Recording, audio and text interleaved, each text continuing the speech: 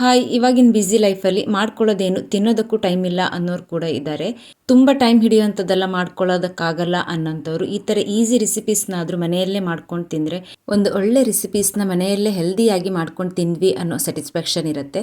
ಈ ಫಲದ ರೆಸಿಪಿನ ಮಾಡ್ಕೊಳ್ಳೋದಕ್ಕೆ ಜಾಸ್ತಿ ಟೈಮ್ ಏನು ಬೇಕಾಗಿಲ್ಲ, ಜಸ್ಟ್ 10 ಮಿನಿಟ್ಸ್ ಇದ್ರೆ ಸಾಕು. ಮೊದಲು ಒಂದು ಕಪ್ಪಲ್ಲಿ 1 ಸ್ಪೂನ್ನಷ್ಟು ಸಬ್ಜಾ ಸೀಡ್ಸ್, ಇದನ್ನು ಕಾಮ್ ಕಸ್ತೂರಿ ಬೀಜ, ತಂಪಿನ ಬೀಜ ಅಂತಲೂ ಕೂಡ ಕರೀತಾರೆ, 1 ಲೋಟ ನೀರನ್ನು ಸೇರಿಸಿ ನೆನೆಯೋದಕ್ಕೆ ಬಿಡಬೇಕು. ನಂತರ ಶಾವಿಗೆ ಪಾಯಸನ ಮಾಡ್ಕೊಳ್ಳೋದಕ್ಕೆ ಒಂದು ಕಡಾಯಿನಲ್ಲಿ ಅರ್ಧ ಕಪ್ನಷ್ಟು ಶಾವಿಗೆನ ಸ್ಟವ್ನ ಲೋ ಟು ಮೀಡಿಯಂ ಫ್ಲೇಮಲ್ಲಿ ಇಟ್ಟು ಚೆನ್ನಾಗಿ ಹುರ್ಕೊಂಡು, ನಂತರ ಇನ್ನೊಂದು ಕಡಾಯಿನಲ್ಲಿ ಅರ್ಧ ಲೀಟರ್ನಷ್ಟು ಹಾಲನ್ನು ಬಿಸಿಗಿಟ್ಟು, ಹಾಲು ಬಿಸಿಯಾದ ನಂತರ ಹುರಿದಿರುವಂಥ ಶಾವಿಗೆನ ಹಾಕಿ, ಶಾವಿಗೆ ಎಲ್ಲ ಚೆನ್ನಾಗಿ ಬೆಂದಿದ ನಂತರ ಒಂದು ಬೌಲಲ್ಲಿ 2 ಸ್ಪೂನ್ ಕಸ್ಟರ್ಡ್ ಪೌಡ್ರನ್ನು 2 ಸ್ಪೂನ್ ಹಾಲಲ್ಲಿ ಚೆನ್ನಾಗಿ ಮಿಕ್ಸ್ ಮಾಡಿ ಪಾಯಸಕ್ಕೆ ಸೇರಿಸ್ಕೊಂಡು ಚೆನ್ನಾಗಿ ಕುದಿಸ್ಕೊಂಡ್ರೆ ಪಾಯಸ ರೆಡಿ. ಕಸ್ಟರ್ಡ್ ಪೌಡ್ರ್ ಇಲ್ಲ ಅಂತಂದರೆ ನೀವು ಹಾಲಲ್ಲೇ ಪಾಯಸನ ಗಟ್ಟಿ ಮಾಡಿಕೊಂಡ್ರೆ ನಡೆಯುತ್ತೆ.